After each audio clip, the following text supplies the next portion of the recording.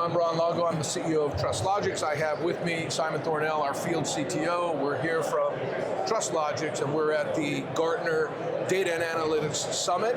And one of the things that we're going to demonstrate here in just a second in terms of what TrustLogix does is we can provide dynamic responses for agents, for agentic AI.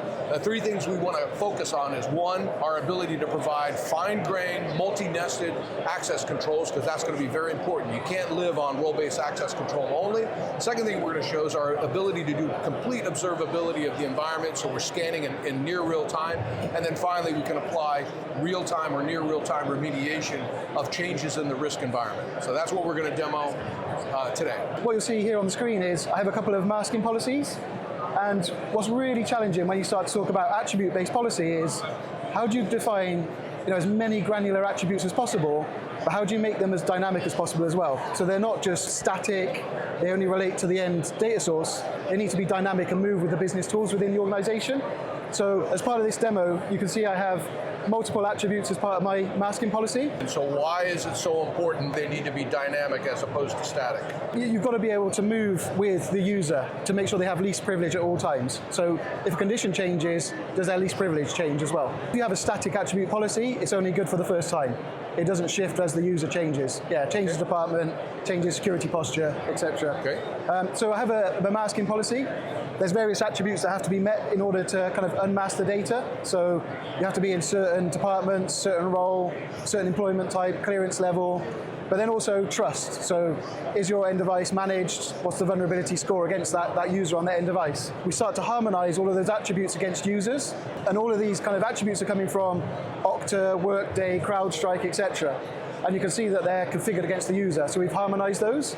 So as part of this initial query, my device is managed, the vulnerability score is 10, so it's less than 20 that we saw in our policy. Clearance level 2, full-time employee, clinician, and a physician role.